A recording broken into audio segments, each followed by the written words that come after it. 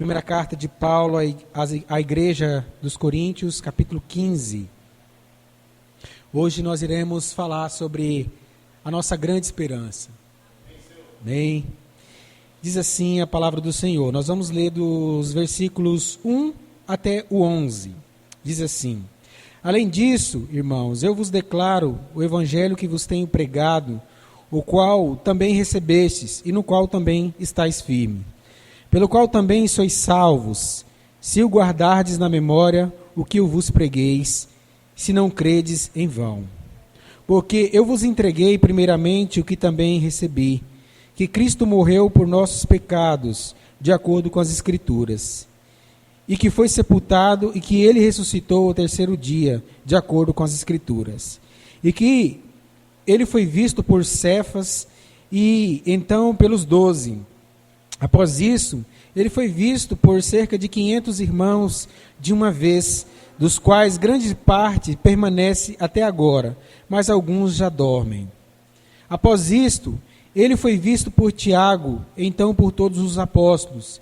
E por último de todos, ele também foi visto por mim, como alguém nascido fora do tempo. Porque eu sou o menor dos apóstolos, que não sou digno para ser chamado apóstolo, porque eu persegui a igreja de Deus. Mas pela graça de Deus sou o que sou, e a sua graça que foi concedida a mim não foi em mim em vão, mas eu trabalhei muito mais do que todos eles. Todavia, não eu, mas a graça de Deus que está comigo. Portanto, quer seja eu ou seja eles, assim nós pregamos e assim tendes crido. Amém? Pode sentar, irmãos, fiquem à vontade na casa do Senhor. Nós temos estudado na Igreja Missionária Volta de Cristo, na 1701, na Vitória Régia, né? 1705, na sede. Nós temos estudado a respeito de Cristo. E nesses últimos dias, esse texto veio à minha cabeça. E quando esse texto veio à minha cabeça, eu lembrei, e foi falado sobre isso, sobre os ataques ao cristianismo, ataque à nossa fé, e tendo como a pedra mestra, né, a pedra principal da nossa fé, da nossa religião cristã, é a ressurreição de Cristo. E a forma com que os inimigos do Evangelho, às vezes, retrata esse fato que é o marco divisor da nossa fé, sem a qual o cristianismo seria apenas uma religião de regras morais. As outras religiões não têm um marco histórico e fundamental como essa, que é a ressurreição. Então, de uma forma que, se tirarmos a ressurreição de Cristo, se tirarmos isso da nossa fé, nós não temos mais a religião cristã. E os inimigos do Evangelho, eles às vezes, eles falam que toda essa profissão de fé a respeito da ressurreição, eles tratam isso como uma lenda. E é interessante que a lenda, na verdade, ela se trata de algo miraculoso, algo, vamos dizer assim, fantástico, algo que é criado exatamente pela mente humana. Vou citar aqui duas lendas que os irmãos conhecem. Uma primeira é uma lenda europeia chamada a lenda do lobisomem, né, que fala acerca de um homem que ele foi condenado pela entidade. A lenda do lobisomem que fala que um homem ele recebeu um castigo dos deuses e ele se transforma em lobo nas noites de lua cheia. Essa é uma das lendas que nós ouvimos por aí, principalmente quando nós éramos crianças. A gente ouvia muito dessas lendas. A outra lenda bem conhecida, uma lenda quase que, digamos, tupiniquim, uma lenda brasileira, seria a lenda do Curupira, né? E, na verdade, essa lenda ela não se sabe a origem dela, né? Mas ela é muito difundida no Brasil, que é acerca de um bicho que aparece na floresta com seus pés trocados. Ele tem a mania de perseguir os caçadores, né? Quando os caçadores vão e matam os bichos além da quantidade necessária para a sua sobrevivência. Então esse curupira, na lenda popular, ele aparece e ele amedronta os caçadores. Então, são tipos de histórias, né? Não com H, mas com E, né? No início, histórias que são contadas a partir da mente humana, a mente humana, né? Então, são consideradas como lendas, são criações, são invenções, frutos das imaginações dos seres humanos. E quando nós lemos esse texto aqui, nós estamos diante de um fato real, né? Então, a nossa esperança, ela não está baseada em histórias criadas pela mente humana. Ela está fundamentada em fatos reais. E nessa noite nós iremos falar sobre algumas coisas a respeito dessa grande esperança que temos como cristãos, como filhos de Deus, como nascidos de novo, que é a volta do nosso Senhor Jesus Cristo, que é a sua ressurreição maravilhosa, que a partir dela nos proporciona também a nossa ressurreição naquele grande dia. Amém? Primeiramente, o texto, ele fala, o apóstolo Paulo, ele começa aqui falando com os irmãos a respeito do Evangelho. Olha só. Além disso, irmão, eu vos declaro o evangelho que vos tenho pregado, o qual também recebeste e no qual estáis firmes. Primeiramente, Paulo, ele fala a respeito do evangelho que ele pregou para esses irmãos. Paulo, ele pregou algo que ele recebeu também por tradição de outros irmãos, porque o apóstolo Paulo, ele mesmo se considera como um apóstolo que veio fora do tempo. Em algumas versões fala até que ele se considera como um aborto, né? Então ele veio de forma tardia, e quando ele chega até a igreja, ele entra para a igreja do Senhor, ele encontra outros irmãos que já estavam à frente dele em relação ao conhecimento do Evangelho, e depois nós vamos ver também que o Senhor se materializa para ele, se apresenta para ele, e a partir daí também nós vemos uma revelação maravilhosa, revelações profundas que o Senhor dá para esse nosso apóstolo querido, e ele consegue tecer uma série de doutrinas fundamentais, pela qual a igreja está fundamentada e no qual nós cremos até os dias de hoje. Então, o apóstolo Paulo, ele recebe esse evangelho, podemos dizer, da parte de Deus. Ele tem uma visão da parte do Senhor, tem uma aparição, né, uma visão. O Senhor Jesus já tinha aparecido para os seus discípulos, e agora apóstolos, que eles foram enviados para levar essa mensagem do Evangelho, e agora o Senhor também se apresenta para Paulo. E nós percebemos que esse Evangelho, o que fica para nós aqui nessa noite, que Paulo ele recebe, e como nós vamos ver em vários textos que ele produz nas suas cartas, ele não desmancha esse Evangelho, ele não dilui esse Evangelho, ele mantém esse Evangelho. Ele recebe esse Evangelho, e fica para nós também nessa noite a responsabilidade de nós recebermos esse Evangelho e nós segurarmos esse Evangelho e não adicionarmos nada a ele. Porque ele já tem todo o poder, ele é o poder. E outro fato interessante que nós percebemos aqui, que seria o primeiro ponto, é que a primeira mostra dessa grande esperança é a salvação real que esses irmãos receberam. Paulo fala aqui que eles receberam a salvação, eles foram salvos. Outro ponto que nos chama a atenção aqui é que Paulo fala que eles estão firmes. Aqui no versículo 1, ele fala que esses irmãos estão firmes. Logo, a igreja dos Coríntios, né? Que nós sabemos que essa igreja é uma igreja extremamente problemática. Mas uma coisa que os comentaristas dizem é que grande parte das divergências que havia dessa igreja não era a respeito das questões fundamentais. Não era a respeito das questões fundamentais. Eles divergiam acerca do uso do véu, eles divergiam acerca, tinha até pregadores prediletos, irmãos prediletos ali, mas isso não divergia do ponto central. Mas a partir do momento que outros irmãos vão se chegando, e tem alguns até que dizem que, provavelmente nós vamos ver aqui, se nós lemos todo o capítulo 15, nós vamos ver que há uma divergência. Paulo fala que as más conversações, ela corrompe os bons costumes, justamente porque havia ali no meio dos irmãos a propagação da ideia de que talvez Jesus Cristo não teria ressuscitado.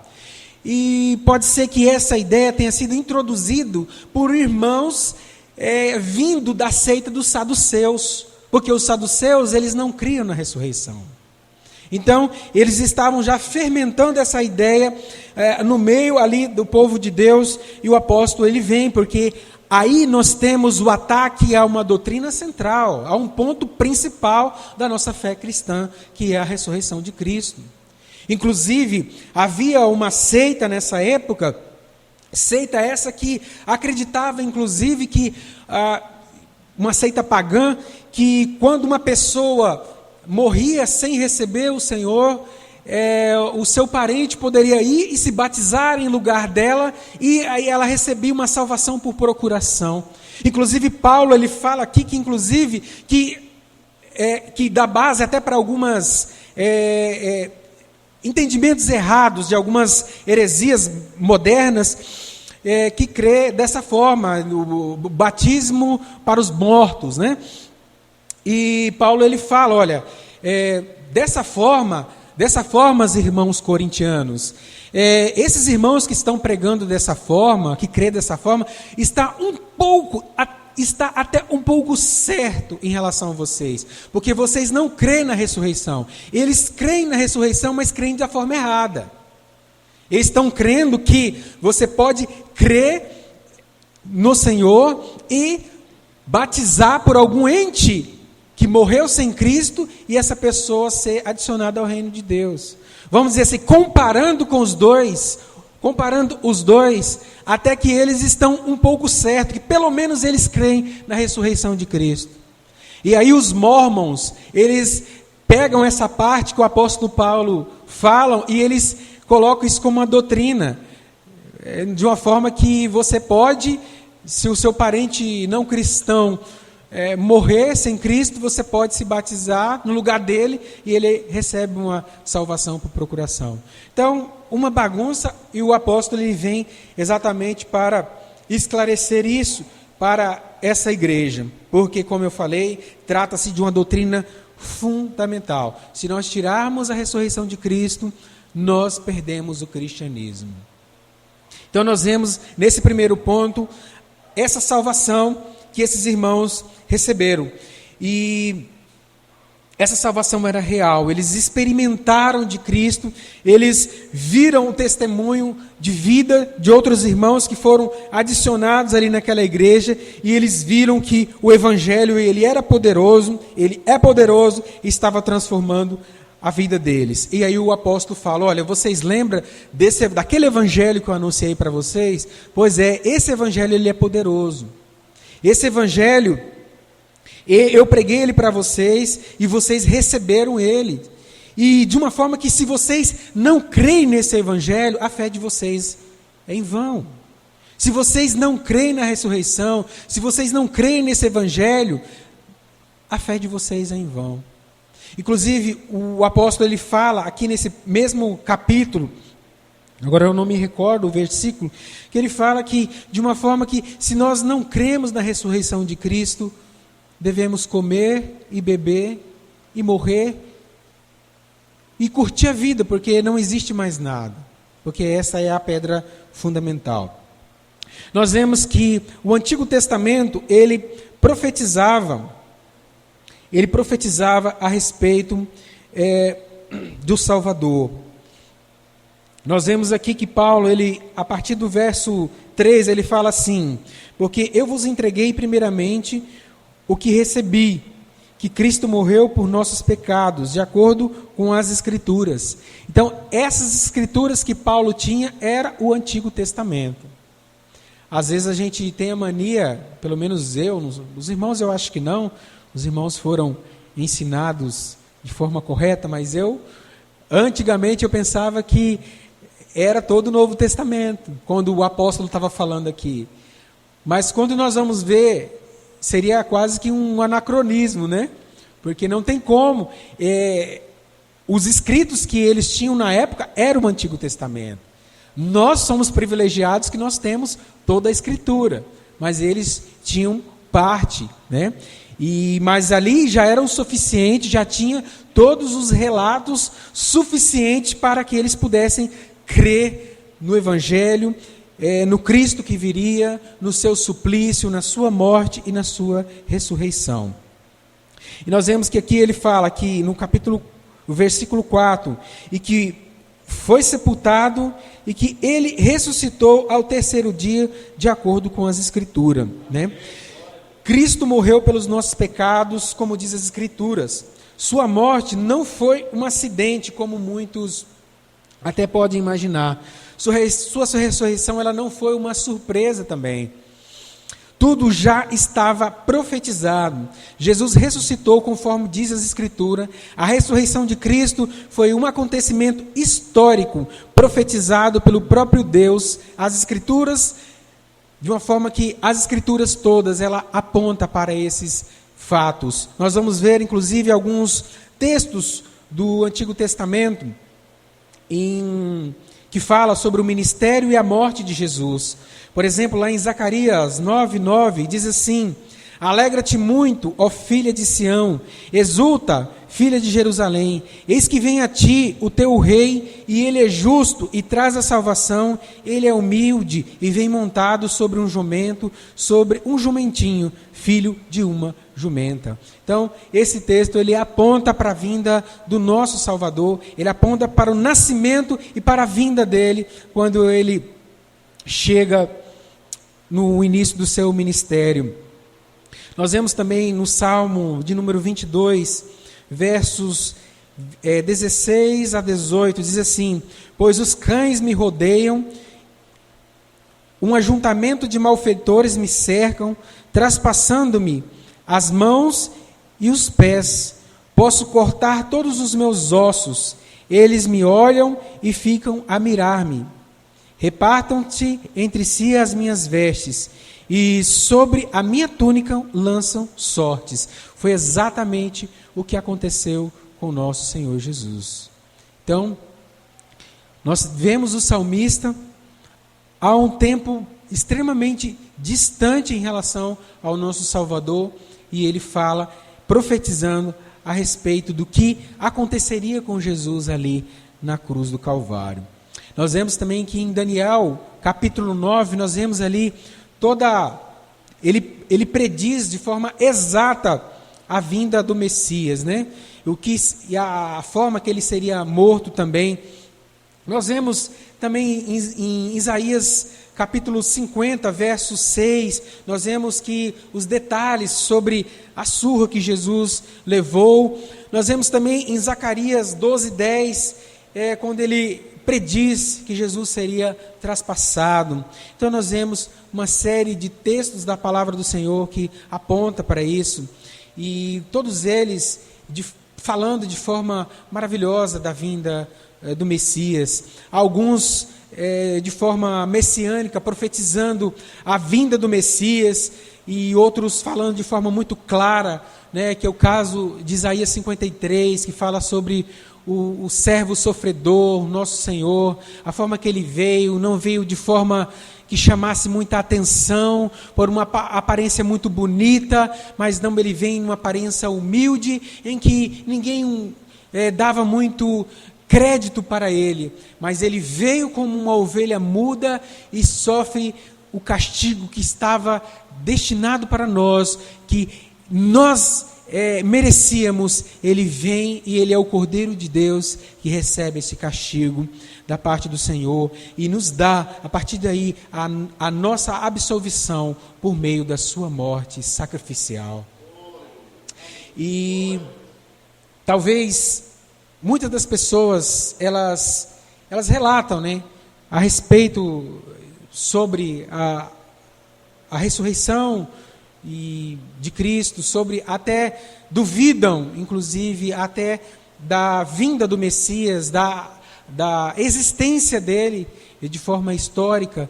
Inclusive, estava até lendo um artigo do William Lane Craig hoje, que falava exatamente sobre isso, sobre a dúvida que esses críticos lançam a respeito da ressurreição de Cristo, no que diz respeito ali ao corpo de Jesus, alguns dizendo, inclusive, que o corpo foi raptado, né? Já temos aprendido isso lá na sede, o pastor Clício tem dado um estudo para nós acerca disso. Eles falam que o corpo de Jesus foi furtado, foi roubado pelos discípulos, mas como pode o corpo de Jesus ter sido roubado por discípulos que momentos antes estavam negando Jesus de forma deliberada? É o caso de Pedro. Pedro estava negando Jesus com medo de ser perseguido, negando Jesus na frente de uma escrava. E como que agora esses discípulos que estavam, quando Jesus Jesus foi preso ali, eles fugiram, eles ficaram com medo. Como que esses homens, na morte do mestre dele, na morte daquele que representava uma esperança ali para eles, que viam neles ali um Salvador, não somente, também pela mente judaica deles, talvez não via apenas como um Salvador eterno, mas como um Salvador político também. E eles vê o grande líder deles, Jesus de Nazaré, sendo morto. Aqueles homens seriam incapazes de enfrentar soldados romanos fortemente armados e tentar pegar o corpo de Jesus. Então essas pessoas, elas tentam de todas as formas trazer essas afirmações. Eles dizem também que Jesus, provavelmente, esses críticos, eles falam que sim, que talvez Jesus tenha sido colocado de forma inconsciente. Ele de fato levou uma surra e deve ter sido colocado de forma inconsciente dentro do túmulo. Mas daqui a pouco, depois de um certo tempo, ele tomou uma certa consciência e ele volta a si e remove uma pedra pesadíssima e consegue sair. Eu queria saber como é que uma pessoa que leva uma surra como Jesus levou, que sofre o que Jesus sofreu, consegue sozinho empurrar uma pedra daquele tamanho. Então, os fatos alegados por essas pessoas, elas não se sustentam nem pela lógica humana. Como que um ser humano, depois de passar por tamanho sofrimento, ia conseguir, depois de teria que andar uma série de passos, de passar por diversos tipos de situações e conseguir ainda romper as pedras ali, enfrentar os soldados e sair. Então, é muita fé para acreditar dessa forma.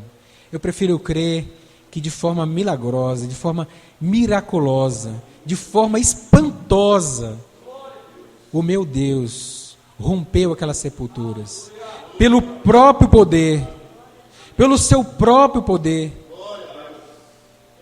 porque Ele é Salvador, Ele é poderoso. Na sua morte, Ele mata a morte. Ele matou a morte naquele momento. Ele supera a morte. E de forma indescritível. Ele simplesmente desaparece daquele túmulo. E aqueles soldados, eles ficam espantados quando chega a notícia e eles vão abrir ali o túmulo e realmente Jesus não estava mais ali. Jesus não estava mais ali. A nossa esperança, ela tinha sido concretizada. E nós vamos ver que essa esperança, ela vai ganhando corpo quando ela aparece de forma miraculosa para os discípulos, e depois por mais 500 irmãos, nós vamos ver que esses fatos, na verdade, nós vamos ver aqui, a partir dos versos 5 até os versos 11, Paulo ele vai falar exatamente sobre isso, sobre essas evidências a respeito da ressurreição de Cristo. Ele fala aqui que ele foi visto por Cefas, por Pedro, e então pelos 12. Após isso, ele foi visto por cerca de 500 irmãos de uma vez, dos quais grande parte permanece até agora, mas alguns já dormem. Após isto, ele foi visto por Tiago, então por todos os apóstolos. E por último de todos, ele foi visto por mim, como alguém nascido fora do tempo. Porque eu sou o menor dos apóstolos, que não sou digno para ser chamado apóstolo, porque eu persegui a igreja de Deus. Então nós vemos aqui até o verso 11, Paulo ele traz, na verdade, essa evidência da ressurreição do nosso Senhor. E é engraçado que até o pastor já disse isso para nós lá, que essa forma que Jesus aparece para esses irmãos, essas 500 pessoas, eles estavam reunidos em um lugar e o Senhor aparece para eles. E que os relatos médicos dizem que, se fosse no caso uma alucinação ou alguma coisa do tipo, por ter características psicológicas distintas, dificilmente eles iam ver da mesma forma que viram ali. E todos eles viram Jesus da mesma forma, em uma só vez. O que prova que ele ressuscitou, e isso é um fato real. Isso é um fato maravilhoso. E nós vamos ver que, a partir disso, nós podemos fazer o seguinte comentário.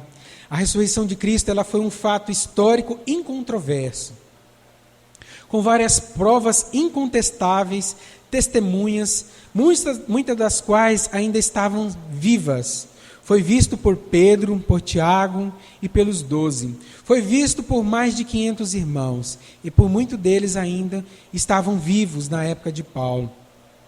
Se Paulo estivesse falando uma inverdade, obviamente seria contestado e cairia no ridículo. E depois, Paulo disse: Cristo foi visto também por mim. Interessante que, se os judeus da época que não queriam que essa notícia se propagasse, por que eles colocaram essa notícia errada, essa fake news da época? Eles disseram que o corpo de Jesus tinha sido roubado.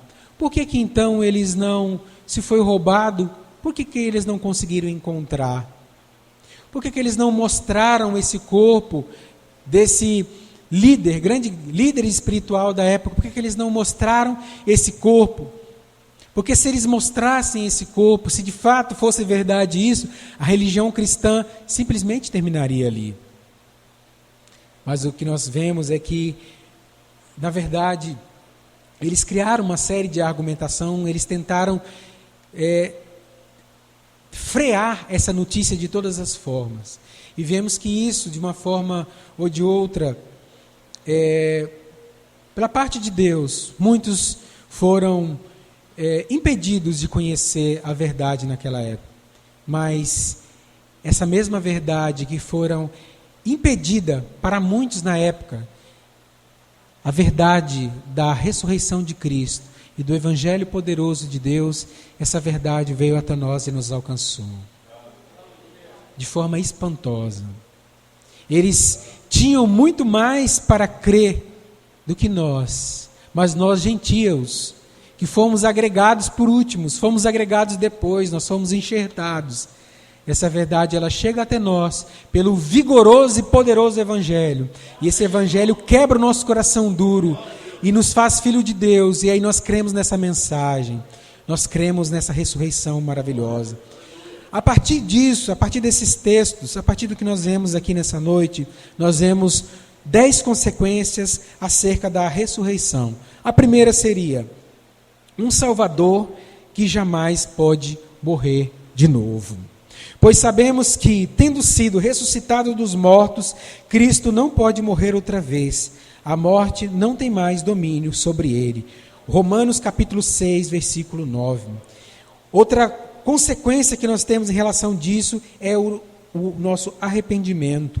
Diz assim, em Atos dos Apóstolos, capítulo 5, versos 30 e 31. Diz assim a palavra do Senhor.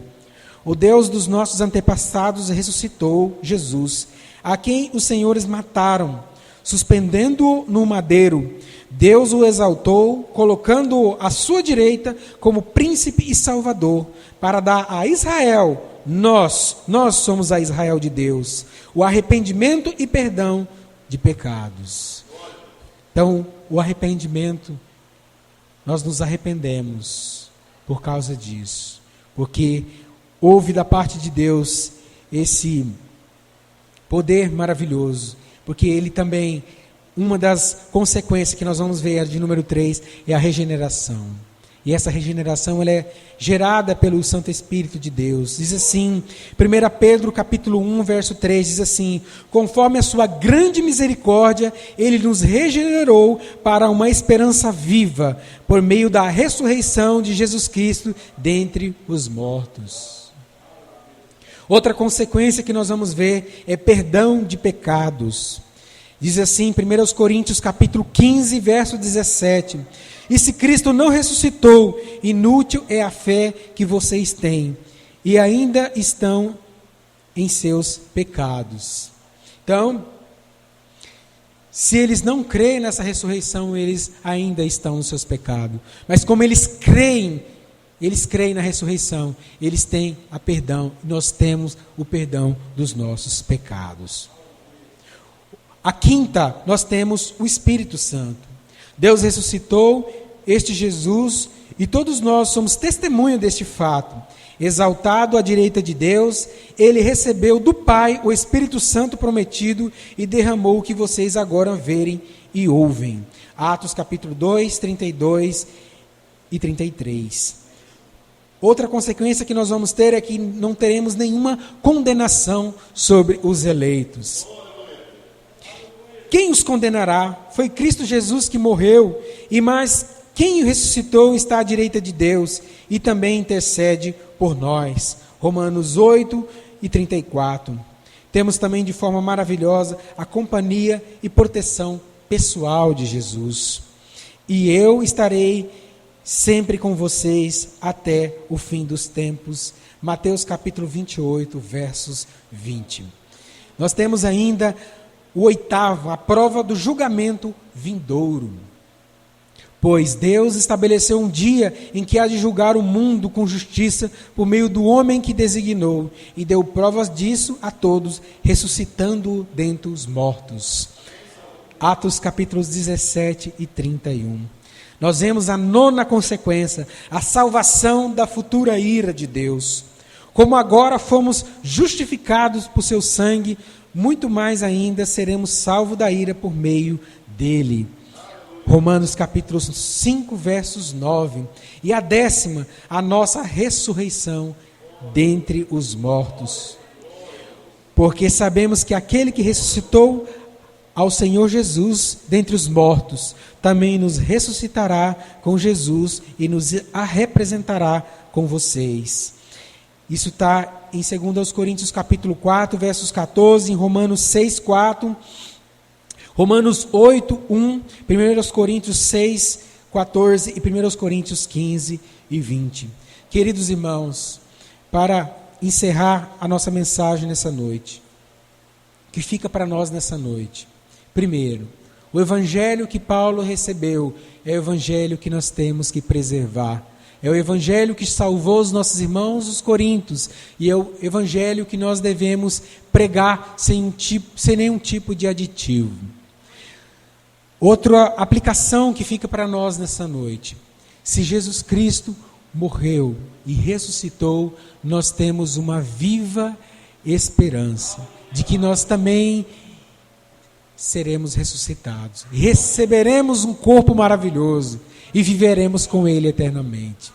De uma forma que a morte já começou a morrer quando Jesus retornou, e ela será o último inimigo que será destruído e ser lançado no lago de fogo, juntamente com o falso profeta e juntamente com o diabo.